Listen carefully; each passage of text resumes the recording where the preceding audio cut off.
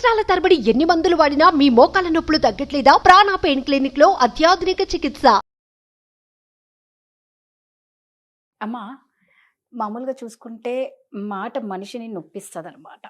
ఏ topic తీసుకున్నా మాట మీద ఆధారపడి ఉంటుంది. ఈవెన్ ఇప్పుడు ఇద్దరం డిస్కషన్ చేయాలి అన్నా మనం చెప్పే మాటలతోనే అట్రాక్ట్ అవ్వడము, మనకి బ్యాడ్ కామెంట్స్ రావడం, లేకపోతే మనల్ని అసలు వీళ్ళు పట్టించుకోకపోవడం, ఇవన్నీ ఆధారపడేది ఒక మాట మీదే ఉంటుందమ్మా.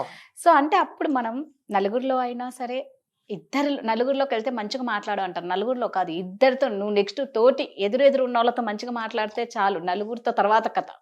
ఎలా మాట్లాడాలి, ఎలా మాట్లాడకూడదు? మాట అనేది ఎప్పుడైనా సరే సందర్భానుసారంగా ఉండాలండి. ఎప్పుడు మాట్లాడాలి, ఎప్పుడు మాట్లాడకూడదు. నేను చెప్పదలుచుకున్న మాట ఇప్పుడు సరి అయిన సందర్భమా, మీరు నేను చెప్పే మాటను మీరు వినే పరిస్థితిలో ఉన్నారనేది చాలా ఇంపార్టెంట్. సో నోటుకొచ్చిన మాట నాకు ఇప్పుడు తోచింది నేను ఇప్పుడే చెప్పేస్తాను అనే దానికి అర్థం లేదండి.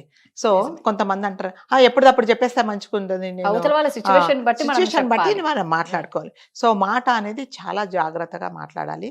ఆ మాట వల్ల చాలా అనర్థాలు కూడా జరుగుతాయి. పొరపాటున అంటారు కదా, నోరు జారితే తీసుకోలేము, కాలు జారితే తీసుకోగలమేమో, కానీ నోరు ఒక మాట అయిన తర్వాత, నేను అనేసి వెళ్ళిపోయిన తర్వాత ఆ మాట వల్ల ఎదుటి వాళ్ళు ఎంత బాధపడుతున్నారు అనేది కూడా చాలా ఇంపార్టెంట్.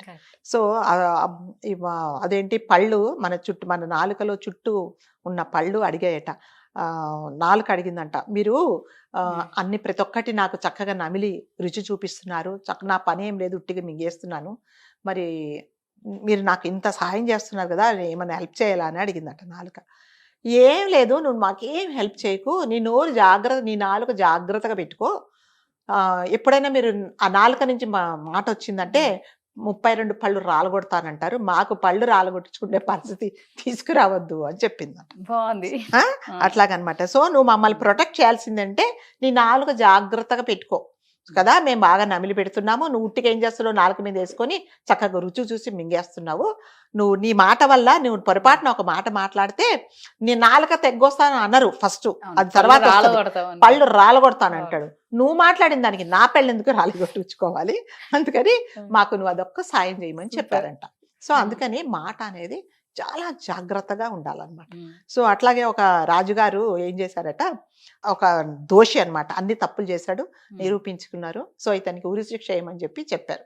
ఉరిశిక్ష చేయమంటే ఇక ఆ తాడు లాగే అతను ఇక లాస్ట్ మినిట్ తాడు లాగాడు. తాడు లాగితే అన్ఫార్చునేట్గా ఆ తాడు ఏమైందంటే మధ్యలో తెగిపోయింది తాడు. అతనికి ఊరి పడలేదు. ఊరి పడకపోతే పొయ్యి రాజుగారు ఇలా ఊరి పడలేదు, మరి ఏం చేయమంటే ఇది మాదే తప్పు, తాడు మరి మేము చూసుకోలేదు అన్నారట. అప్పుడు రాజుగారు అనుకున్నారట, ఏమో దైవ సంకల్పం ఇలా ఉందేమో, ఒకవేళ ఇతన్ని నేను తప్పుగా ఉరితీస్తున్నాను అని, ఒక నిర్దోషిని, తప్పు చేయని వాడిని నేను ఉరితీస్తున్నానేమో, అందుకని దేవుడు తప్పించాడేమో, ఇక వదిలేద్దాం ఇతన్ని అని మనసులో అనుకుంటూ ఉన్నాడు. సో చెప్పబోతున్నాడు, సరే వదిలేసిన బాబు, నువ్వు జాగ్రత్తగా ఉండు, లైఫ్లో ఇంకోసారి తప్పులు చేయకు అనబోతుంటే ఆ నోరు ఉంది కదా, అతను అంటాడట, వాడు తప్పించుకున్నాడు, ఏంటి మీ రాజ్యంలో కనీసం తాళ్ళు కూడా సరిగ్గా పెనలేరా, ఎవరు తాళ్ళు పెనలేని వాళ్ళ నువ్వేం రాజ్యం ఉన్నాయా, నువ్వేం రాజ్యం వెళ్తావు, మీ రాజ్యంలో అసలు తాళ్ళు పెనే వాళ్ళే లేరు, సరిగ్గా ఊరేస్తే ఎట్లుండాలి, ఒక్కసారి తలకాయ పడిపోవాల లోపల అన్నాడట. నోరు మరి ఏమైంది అప్పుడు, అతనేదో అనుకున్నాడు, సరే నా తప్పో ఒప్పో ఏదో భగవంతుడి ఏదో ఆజ్ఞ ప్రకారం నేనేమని తను తప్పించుకున్నాడేమో, సరే వదిలేద్దాం అనుకుంటే నోరేమైంది, ఇదేనా నీ రాజ్యము అని రాజునే అన్నాడు. ఏం చేశాడు, ఆగు ఒక్క నిమిషం నా రాజ్యం ఏంటో చూపిస్తానని తాడు కరెక్ట్గా పేని ఊరేసాడు. నోరేమైంది మరి. సో మంచి చెయ్యబోయే వాళ్ళు కూడా మన మాట వల్ల చెయ్యరండి. సో మాట అనేది చాలా జాగ్రత్తగా ఉండాలి. ఎప్పుడు కూడా మనకు తెలియని విషయాలు ఒకరిని మనం మాట్లాడకూడదండి. అంటే కొన్ని విషయాలు తెలిసినా కూడా కొన్ని మాట్లాడకుండా ఉండడమే మంచిది. సో తెలిసి తెలియకుండా మాట్లాడి ఎదుటి వాళ్ళని మనము బాధ పెడితే మనకు వచ్చేది ఏమి లేదండి. మనకేమొస్తుంది చెప్పండి. కొందరు ఉంటారు, ముందర ఒక మాట వెనకొక మాట. మనం ముందర ఎంత బాగుండి వెనకాల మనం ఊహించని రీతిలో మాట్లాడి మళ్ళీ వాళ్ళ మొహాలు చూడాలంటే ఎట్లా చూస్తారన్నది ఇంకిత జ్ఞానం. అంటే అన్నారండి, అన్న వాళ్ళకి గుర్తుండదు కదా, ఎప్పుడైనా మాట అన్న వాళ్ళకి గుర్తుండదు, అనిపించుకున్న వాళ్ళకే ఉంటుంది బాధ. అంటే అది వాళ్ళకి అలవాటే అనడం, అది నోటికి ఏదొస్తే అది మాట్లాడాలి. పాత పడిపోయింది, కొత్త కాబట్టి నేను ఎందుకు మాట్లాడుతున్నాను ఈ మాట, ఇది అవసరమా అనేది మాట్లాడాలి. నా మాట వల్ల ఎదుటి వాళ్ళు బాధపడుతున్నారా, నాకు తెలిసి మాట్లాడుతున్నానా, తెలియక మాట్లాడుతున్నానా, నేను ఎందుకు ఇప్పుడు మాట్లాడాలి అనేది కూడా అది చాలా ఇంపార్టెంట్ అండి. ఇప్పుడు చూడండి, నేను ఇందాక చెప్పిన దాంట్లో వాడి మాట వల్లే కదా అంతే. మళ్ళీ పోయాడు, మళ్ళీ ఉరికమ్మం ఎక్కాడు. అదే రాజుగారు ఏదో నా తప్పో తెలియకో, నా బుద్ధి తక్కువై నేను తప్పులు చేశాను, ఇంకోసారి చేయను, క్షమించండి, నన్ను వదిలేశారు అని కాళ్ళకు దండం పెట్టిపోవాలా? వెళ్ళేటప్పుడు నువ్వేం రాజువయ్యా, అవి కూడా చేత అంటే చేశాడు, మరి ఆ మాటే కదా మాట్లాడింది. సో అందుకని మాట అనేది చాలా జాగ్రత్తగా ఉండాలండి. ఆ మాట మాట్లాడేదంటే ఎలా ఉండాలంటే, చేసినా కూడా నేను చేస్తాను అనే మాట ఉండాలన్నమాట. నేను చేస్తానో తెలీదో తర్వాత సంగతి, నీకేం భయపడకు, నీకు నీ హెల్ప్ కావాలి కదా, నేను చేస్తాను, ఆగు అని చెప్పండి. మీరు మాటే మాటనే కదమ్మా, మాటే కదా ధైర్యం. ధైర్యం తర్వాత సరే నువ్వు చేయలేకపోతే, అయ్యో నేను ఆ రోజు ఏదో మాట ఇచ్చాను, నువ్వు బాధలో ఉన్నావు, నేను చేయలేకపోయాను, అది వేరే. ఆ మాట అనేది చాలా ఇంపార్టెంట్ అండి. ఊరికి ఏదో నోరు ఉందని ఇష్టం వచ్చినట్టు మాట్లాడేస్తే కొంతమంది వాగుతారండి, అసలు అర్థం పర్థం ఏమీ లేకుండా మాట్లాడతారు. ఇట్లాగే ఒకసారి ఒక 2 సంవత్సరాల కిందట ఒక ఫంక్షన్కి వెళ్ళాం. ఒక అమ్మాయి 7-8 years అమ్మాయి బర్త్డే అయింది.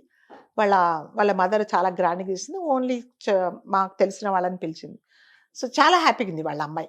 అయితే అసలు యాక్చువల్గా జరిగింది ఏంటంటే, ఆమెకు హస్బెండ్ లేడు, వదిలేసాడు. ఈవిడేం చేసిందంటే, చిన్న పాప కదా ఇప్పుడే చెప్పడం ఎందుకు అని తర్వాత చెప్దామని చెప్పి ఊరికనే చెప్పలేదు. మీ డాడీ ఎక్కడున్నారు అంటే, ఎప్పుడు కూడా తండ్రి ఏదో దుబాయ్లో ఉన్నాడో పని చేసుకుంటున్నాడు అని she is to tell. So ఒక అమ్మాయి ఏం చేసింది, ఈమెకు తెలుసు. అయితే ఎవరో వచ్చి మీ డాడీ రాలేదా ఫంక్షన్కి అని ఎవరో అడిగారు. అంటే వాళ్ళకి నిజంగా తెలియదు పాపం. వాళ్ళ నాన్న, ఈ అమ్మాయికి ఎందుకు తెలుసు, వాళ్ళ నాన్న లేడు, ఎప్పుడో వదిలేశాడని చెప్పిందండి. మాట కదా అదే. వాళ్ళ తల్లికి తెలియదా ఎప్పుడు చెప్పాలి వాళ్ళ కూతురుకు అనేసి? మాట. ఆ మాట వల్ల ఎంత ప్రమాదం జరిగింది చెప్పండి. అలాంటి చెప్పే సందర్భమా? అందరు అడిగా అదేంటి అలా చెప్ప, ఏమో నాకేం తెలుసు, చెప్పా అందరికి తెలుసు, నేను అందరికి తెలిసింది, ఆమెకి ఇంతవరకు తెలియకుంటుందా, అందుకని నేను చెప్పేశా.